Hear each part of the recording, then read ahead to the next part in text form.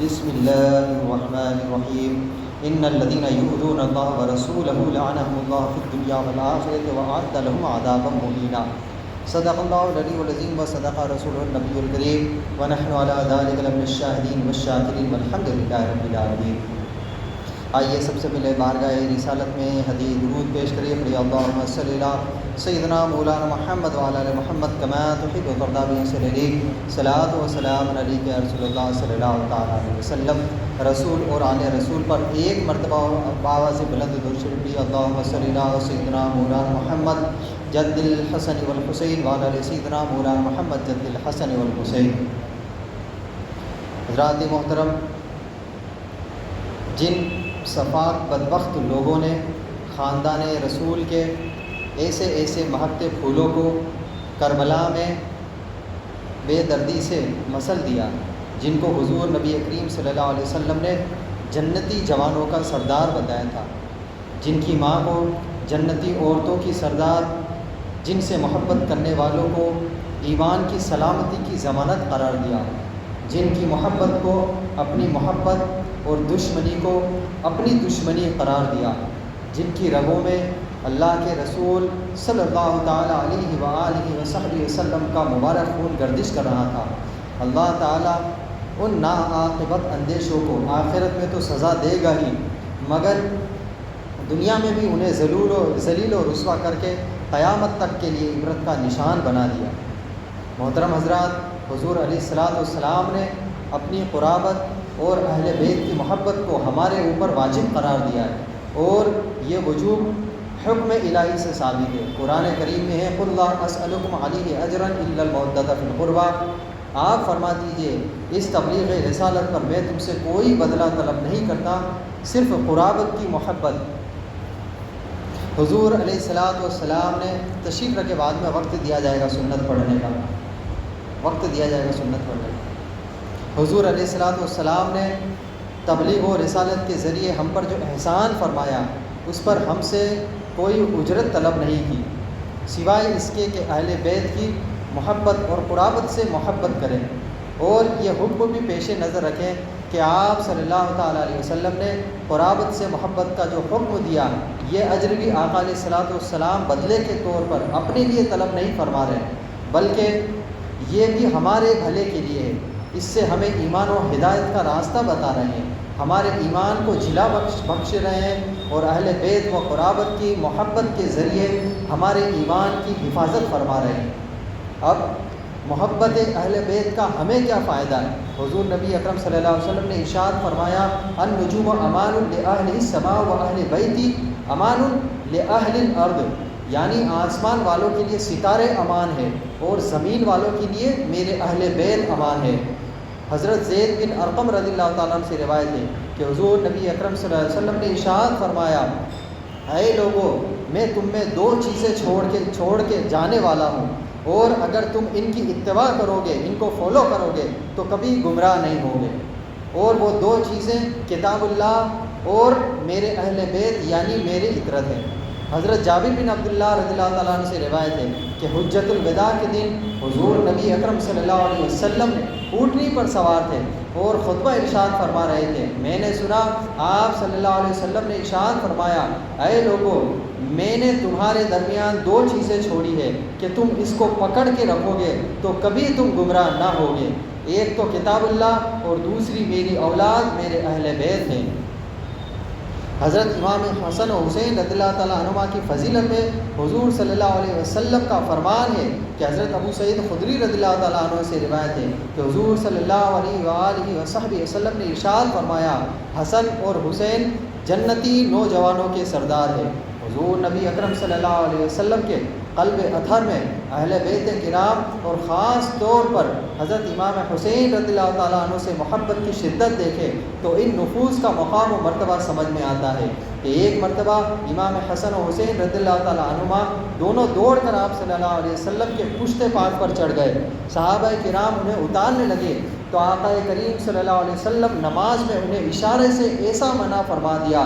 جب آپ صلی اللہ علیہ وسلم نماز ادا کر چکے تو آپ نے دونوں بھائیوں کو اپنی گود میں بٹھا لیا.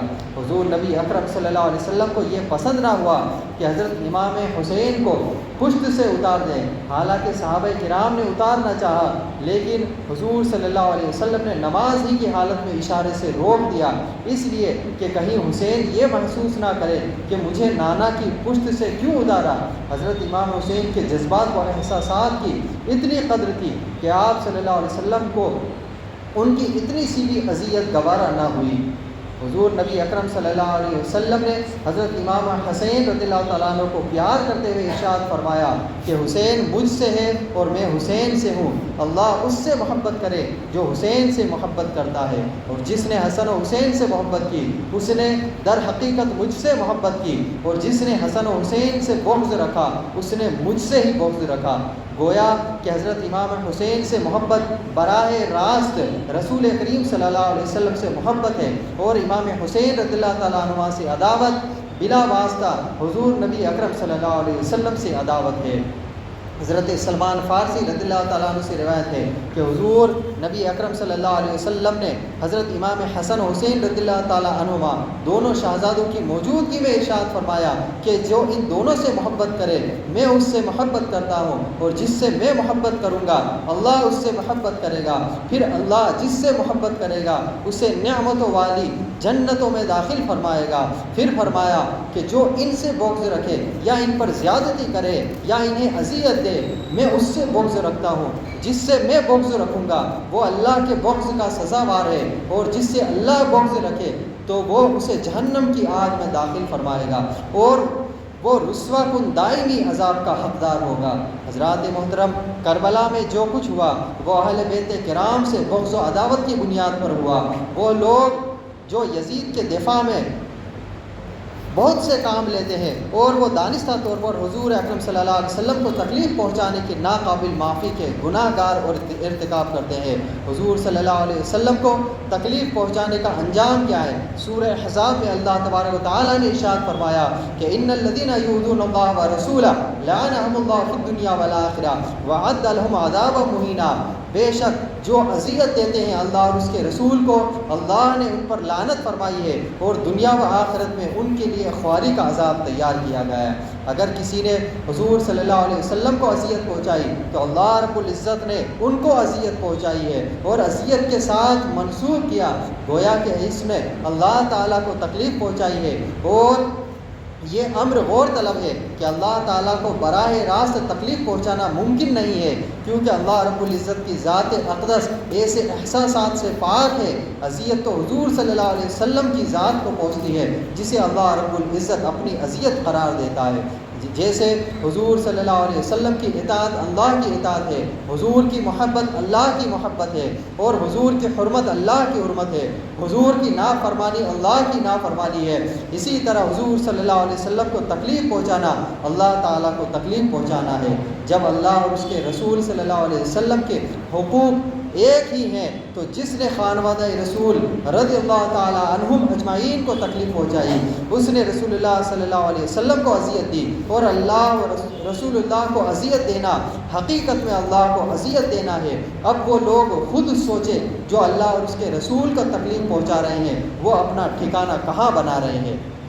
ویسے کہاوت مشہور ہے کہ جیسا کرو گے ویسا بھرو گے۔ یہ کہاوت حقیقت کا روپ تب لیتی ہے جب عبد الملک بن مروان نے زمانۂ امارت میں کوفہ پر مختار بن عبید ثقفی کو تسلط حاصل ہوا۔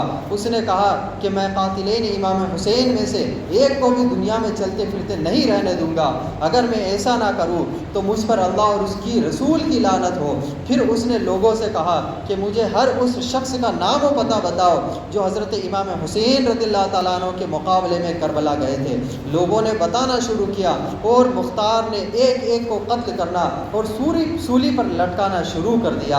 یزید پلید چونکہ شہرت و اقتدار کی ہوس میں گرفتار تھا، اپنے انجام سے غافل ہو کر اس نے امام عالی مقام اور آپ کے رفقا علیہم الرضوان کے خون ناحق سے اپنے ہاتھوں کو رنگ لیا۔ جس اقتدار کی خاطر اس نے کربلا میں ظلم و ستم کی آندیاں چلائی وہ اقتدار اس کے لیے کچھ زیادہ ہی ناپائیدار ثابت ہوا۔ بد نصیب یزید صرف 3 برس 6 ماہ تخت حکومت پر شرارت و خباثت کر کے ربیع الاول 64 ہجری کو ملک شام کے شہر حمص کے علاقے میں حوارین میں 39 سال کی عمر میں مر گیا۔ یزید کی ذلت آمیز موت اس وقت ہوئی جب مکہ معظمہ اور حرم کعبہ پر یزیدی جنگ ابھی جاری تھی۔ اس کی فوج کعبۃ اللہ پر حملہ آور تھی اور سنگ و آتش برسا رہی تھی، تو عین اسی وقت یزید بدبخت کی موت کی خبر آئی۔ کسی نے لکھا کہ یزید شراب میں دھت گھوڑے سے گرا اور اس کی گردن کی ہڈی ٹوٹ گئی، جس کی وجہ سے وہ تڑپ تڑپ کر واصل جہنم ہوا۔ کسی نے کہا کہ کولنج کی وجہ سے، یعنی پیٹ کی بیماری کی وجہ سے چیخ چیخ کر نہایت بری موت مرا۔ اسی طرح یزید کے شر سے امت مسلمہ کو امان ملی۔ اس کے بعد اس کا بیٹا معاویہ بن زید تخت نشین ہوا اور وہ 2 مہینے کے اندر ہی انتقال کر گیا۔ مختار سقفی نے ایک دن کہا کہ میں کل ایسے شخص کو قتل کروں گا کہ میرے اس عمل سے تمام مومنین اور ملائکہ و مقربین بھی خوش ہوں گے۔ دوسرے دن صبح کو مختار نے ابن اسد کو بلانے کے لیے آدمی بھیجا۔ اس نے اپنے بیٹے حفص کو بھیج دیا۔ مختار نے اس سے پوچھا تیرا باپ کہاں ہے؟ اس نے کہا وہ خلوت نشی ہے، یعنی اپنے کمرے میں اکیلے بیٹھا ہے، اب گھر سے باہر نہیں نکلتا۔ مختار نے کہا کہ وہ اس کی حکومت کہاں ہے جس کے لیے فرزند رسول صلی اللہ علیہ وسلم کا اس نے خون بہایا تھا، اب کیوں اس کے دست بردار ہو کر بیٹھا ہے؟ حضرت امام حسین رضی اللہ تعالیٰ عنہ کی شہادت کے دن وہ کیوں نہ خانہ نشی ہوا، کیوں وہ الگ نہیں ہوا؟ مختار نے اپنے کوتوال ابو عمرہ کو بھیجا کہ وہ ابن سعد کا سر کاٹ کر لے آئے۔ کوتوال ابن سعد کے پاس گیا اور اس کا سر کاٹ کر مختار کے سامنے رکھ دیا۔ مختار نے حفص سے پوچھا پہچانتے ہو یہ سر کس کا ہے؟ اس نے کہا انا للہ و انا الیہ راجعون پڑھی، پھر کہا یہ میرے باپ کا سر ہے، اب ان کے بعد زندگی میں کوئی مزہ نہیں ہے۔ مختار سقفی نے کہا تم ٹھیک کہتے ہو اور تمہیں زندہ رہنے کا بھی کوئی حق نہیں ہے، پھر اسے بھی قتل کر دیا اور باپ کا سر امام حسین رضی اللہ تعالیٰ عنہ کا بدلہ اور بیٹے کا سر امام علی اکبر رضی اللہ تعالیٰ عنہ کا بدلہ، اگرچہ وہ دونوں ان کے برابر نہیں ہو سکتے ہیں۔ خولی وہ بدبخت انسان ہے جس نے امام علی مقام امام حسین رضی اللہ تعالیٰ عنہ کے سر انور کو جسم اقدس سے جدا کیا تھا۔ مختار نے اپنے کوتوال ابی عمرہ کو چند سپاہیوں کے ساتھ اس کی گرفتاری کے لیے بھیجا۔ ان لوگوں نے آ کر خولی کے گھر کو گھیر لیا۔ جب اس بدبخت کو معلوم ہوا تو وہ ایک کوٹری میں چھپ گیا اور بیوی سے کہہ دیا کہ تم لا علمی ظاہر کر دینا، یہ بتا دینا کہ میں نہیں ہوں، میں نہیں جانتی۔ کوتوال نے اس کے گھر کی تلاشی کا حکم دیا۔ اس کی بیوی باہر نکل آئی، اس سے پوچھا گیا کہ تمہارا شوہر کہاں ہے؟ چونکہ جس وقت سے خولی حضرت امام حسین رضی اللہ تعالیٰ عنہ کا سر لایا تھا وہ اس کے دشمن ہو گئی تھی، اسی لیے اس نے زبان سے کہا مجھے معلوم تو نہیں وہ کہاں ہے، مگر ہاتھ کے اشارے سے اس کے چھپنے کی جگہ بتا دی۔ سپاہی اس مقام پر پہنچے تو دیکھا کہ سر پر ایک ٹوکرا رکھے ہوئے زمین سے چپکا ہے۔ اس کو گرفتار کر کے مختار کے حکم کے مطابق خولی کے گھر والوں کو بلا کر ان کے سامنے شاہی راہ عام پر قتل کیا گیا، پھر اسے جلایا گیا اور جب تک اس کی لاش جل کر راکھ نہیں ہوئی مختار سقفی وہیں پر موجود رہے۔ مسلم بن عبداللہ ضیائی کا بیان ہے کہ جب حضرت امام حسین رضی اللہ تعالیٰ عنہ کے مقابلے میں کربلا جانے والوں کو پکڑ کر مختار قتل کرنے لگا تو ہم اور شمر ذل جوشن تیز رفتار گھوڑوں پر بیٹھ کر کوفہ سے بھاگ گیا۔ مختار کے غلام ضربی نے ہمارا کا پیچھا کیا، ہم نے اپنے گھوڑوں کو بہت تیز دوڑایا، ضربی ہمارے قریب آیا، غلام نے پہنچتے ہی اس پر حملہ کیا تو شمر نے ایک ہی وار میں اس کی کمر توڑ دی۔ ضربی کو قتل کرنے کے بعد شمر کا کلتانیہ گاؤں میں پہنچا، اس نے گاؤں کے ایک کسان کو بلا کر مارا پیٹا اور اسے مجبور کیا کہ میرا یہ خط مصعب بن زبیر کے پاس پہنچا دو۔ اس خط پر یہ پتہ لکھا تھا کہ شمر ذل جوشن کی طرف سے امیر مصعب بن زبیر کے نام کسان کے خط کو لے کر روانہ ہوا۔ راستے میں ایک بڑا گاؤں آباد تھا جہاں کوتوال ابو عمرہ چند سپاہیوں کے ہمراہ جنگی چوکی قائم کرنے کے لیے آیا تھا۔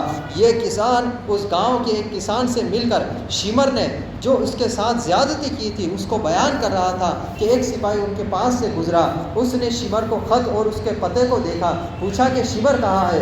اس نے بتایا معلوم ہوا کہ 15 کلومیٹر کے فاصلے پر ابو عمرہ فوراً اپنے سپاہیوں کو لیے ہوئے روانہ ہوئے اور شمر کی طرف چل پڑا۔ مسلم بن عبداللہ کا بیان ہے کہ رات میں شمر کے ہمراہ تھا، میں نے اس سے کہا کہ بہتر ہے کہ ہم لوگ اس جگہ سے روانہ ہو جائیں، اس لیے کہ ہمیں یہاں ڈر معلوم ہوتا ہے۔ اس نے کہا میں 3 دن سے پہلے یہاں سے نہیں جاؤں گا، اور تمہیں خوف غالباً مختار کذاب کی وجہ سے ہو تو اس سے مرعوب ہو گئے۔ ابھی زیادہ رات نہیں ہوئی گزری تھی کہ مجھے اچھی طرح نیند آئی تھی اور گھوڑے کی ٹاپوں کی آواز آئی، اتنے میں انہوں نے پہنچ کر تکبیر کہی اور ہماری جھونپڑیوں کو گھیرے میں لے لیا۔ ہم نے اپنے گھوڑے چھوڑ کر پیدل ہی بھاگے۔ وہ لوگ شمر پر ٹوٹ پڑے اور جو پرانی چادر اوڑھے ہوئے تھے اس کے برس کی سفید چادر کے اوپر سے نظر آ رہی تھی۔ شمر نیزے سے ان کا مقابلہ کرنے لگا۔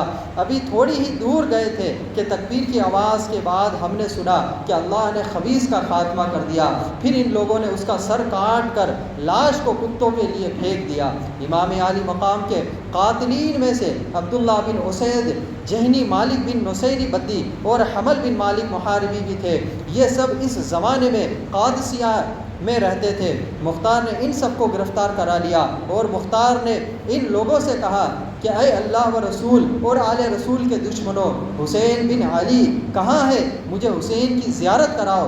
ظالموں نے اس مقدس ذات کو قتل کیا جن پر نماز میں تمہیں درود بھیجنے کا حکم دیا گیا ہے۔ انہوں نے کہا اللہ پر رحم کرے، ہمیں ان کے مقابلے میں زبردستی بھیجا گیا تھا، ہم جانے کے لیے راضی نہیں تھے، آپ پر ہم احسان کریں اور آپ ہمیں چھوڑ دیں۔ مختار نے کہا تم نے نواسۂ رسول پر احسان نہیں کیا، ان پر تمہیں رحم نہیں آیا، تم نے انہیں اور ان کے بچوں کو پیاسا رکھا، پانی نہیں پینے دیا اور آج ہم سے احسان طلب کرتے ہو۔ مختار نے حکم دیا کہ اس کے دونوں ہاتھ پاؤں کاٹ کر اس کو چھوڑ دیا جائے تاکہ اسی طرح تڑپ تڑپ کر مر جائے۔ چنانچہ اس کے حکم پر عمل کیا گیا یہاں تک کہ مالک بن نصیری بدی تڑپ تڑپ کر مر گیا۔ اس کے بعد جہنی اور محاربی کو بھی قتل کیا گیا۔ اسی طرح حکیم بن طفیل تائی وہ بد نصیب انسان ہے کہ جس نے کربلا میں حضرت عباس علمدار کے لباس و اسلحہ پر قبضہ کیا اور امام حسین رضی اللہ تعالیٰ عنہ کو تیر مارا تھا، اس کی مشقیں بندھی ہوئی تھی، اس جگہ کھڑا کیا، چنانچہ ان لوگوں نے اسے بالکل ننگا کر دیا، پھر کہا کہ تو نے حسین کو تیر سے مارا تھا، ہم بھی تجھے تیروں کا نشانہ بناتے ہیں۔ یہ کہہ کر انہوں نے تیروں سے مار مار کر اس کو ہلاک کر دیا۔ اس بدبخت زید بن رقات کا بھی اسی طرح قتل ہوا۔ حضرت عبداللہ بن مسلم بن عقیل رضی اللہ تعالیٰ عنہ کو اس نے تیر مارا تھا جو ان کی پیشانی میں لگا تھا، انہوں نے پیشانی کو بچانے کے لیے اس پر اپنا ہاتھ رکھ لیا مگر تیر ایسا لگا کہ ہاتھ بھی پیشانی کے ساتھ پیوست ہو گیا، اور جب کوشش کے باوجود ان کا ہاتھ پیشانی سے جدا نہیں ہوا تو انہوں نے بارگاہ الہی میں دعا کی کہ یا الہ العالمین، دشمنوں سے جیسے ہم پر ظلم کیا ہے تو ان کو ان کے ظلم کا بدلہ دے اور ان لوگوں کو ذلیل و رسوا کر، اور جس طرح سے انہوں نے ہمیں قتل کیا ہے تو بھی ان کو قتل کر۔ پھر زید بن رقاد نے ان کے پیٹ میں ایک تیر مارا جس سے وہ شہید ہو گئے۔ ابن رقاد کہا کرتا تھا کہ ان کے پیٹ کا تیر تو میں نے آسانی سے نکال لیا مگر جو تیر پیشانی پر کوششوں کے باوجود نہیں نکل سکا۔ مختار نے عبداللہ بن کامل کو اس کی گرفتاری کے لیے روانہ کیا اور ابن کامل نے اپنے سپاہیوں سے کہا کہ اسے نیزہ اور تلوار سے ہلاک نہ کرو بلکہ تیر اور پتھروں سے مارو۔ سپاہیوں نے اس قدر تیر اور پتھر مارے کہ وہ گر گیا اور ابن کامل نے آگ منگوا کر اسے زندہ جلا دیا۔ اسی طرح ابن زیاد کا عبرتناک انجام بھی عبداللہ بن زیاد جو یزید کی طرف سے کوفہ کا گورنر مقرر کیا گیا تھا، اس بدبخت کے حکم سے حضرت امام حسین رضی اللہ تعالیٰ عنہ اور آپ کے اہل بیت کو تمام ایذائیں تکلیفیں پہنچائی گئی۔ یہی ابن زیاد موصل میں 30,000 کی فوج کے ساتھ اترا تھا۔ مختار نے ابراہیم بن مالک اشتر کو اس کے مقابلے کے لیے ایک فوج کو دے کر بھیجا۔ موصل سے تقریباً 50 کلومیٹر کے فاصلے پر دریائے فرات کے کنارے دونوں لشکروں میں مقابلہ ہوا اور صبح سے شام تک خوفناک جنگ رہی۔ جب دن ختم ہونے والا تھا اور غروب آفتاب قریب تھا اس وقت ابراہیم کی فوج غالب آ گئی، ابن زیاد کو شکست ہوئی اور اس کے ہمراہی بھاگے۔ ابراہیم نے حکم دیا کہ فوج مخالف میں سے جو ہاتھ آئے اس کو زندہ نہ چھوڑا جائے۔ چنانچہ بہت سے ہلاک کیے گئے۔ اسی ہنگامے میں ابن زیاد بھی فرات کے کنارے محرم کی 10ویں تاریخ 67 ہجری میں مارا گیا اور اس کا سر کاٹ کر ابراہیم کے پاس بھیجا گیا۔ ابراہیم نے مختار کے پاس کوفہ میں بھجوایا۔ مختار نے دارالامارت کو کوفہ کو آراستہ کیا اور اہل کوفہ کو جمع کر کے ابن زیاد کا سر ناباگ اسی جگہ رکھوایا جس جگہ اس مغرور حکومت و بندہ دنیا نے حضرت امام حسین رضی اللہ تعالیٰ عنہ کا سر مبارک رکھا تھا۔ مختار نے اہل کوفہ کو خطاب کر کے کہا کہ اے اہل کوفہ، دیکھ لو امام حسین رضی اللہ تعالیٰ عنہ کے خون ناحق نے ابن زیاد کو نہ چھوڑا۔ آج اس نامراد کا سر اس ذلت و رسوائی کے ساتھ یہاں رکھا ہوا ہے۔ 6 سال ہوئے ہیں، وہی تاریخ ہے، وہی جگہ ہے۔ خداوند عالم نے اس مغرور فرعون خصال کو ایسی ذلت و رسوائی کے ساتھ ہلاک کیا، اس کوفہ کو، اور اسی دارالامارت میں اسی دن کو اس کو قتل و ہلاکت پر آج بھی جشن منایا جا رہا ہے۔ حضرات محترم، اسی طرح تمام تر جو یزیدی فوج کے سپاہی تھے، جو ان کے ساتھ ملوث تھے، سب کا انجام ہوا ہے۔ یعنی کہنے کا مطلب اور پوری کربلا کی واقعہ کی کہانی کا مطلب یہ حاصل ہے کہ اگر ظالم حکمران کسی پر ظلم کرے تو ان کا آج نہ کل انجام ضرور ہونا ہے۔ اگر دور حاضر میں ہم آج بھی دیکھیں کہ اگر حکومت ہمارے پہ ظلم کر رہی ہے، کہیں بھی مسلمانوں پر ظلم و ستم ہو رہا ہے، تو ہمیں حسین ابن علی کی طرح صبر کا معائنہ کرنا ہے، صبر کا مظاہرہ کرنا ہے۔ آج ہم صبر کریں گے تو کل قاتلوں کا انجام ضرور ہونا ہے، اور انشاءاللہ اس پر ہمارا عقیدہ بھی ہے۔ ہم حسینی ہیں، ہم صبر کا مظاہرہ کرتے رہیں گے، لیکن جہاں پر ظلم و تشدد کے خلاف آواز اٹھانی ہوگی تو ہم حسین ابن علی کی طرح ضرور آواز اٹھاتے رہیں گے۔ اللہ تبارک و تعالی ہمیں اور آپ کو حسین ابن علی کے نقش قدم پر چلنے کی توفیق رفیق عطا فرمائے، اور ان کے بتائے ہوئے ان کی سوچ و فکر پر اور کربلا کی تاریخیوں پر عمل کرنے کی ہم سب کو توفیق رفیق عطا فرمائے۔ استغفر اللہ ربی من کل ذنب اذنبت واتوب الیہ، وآخر دعوانا الحمد للہ۔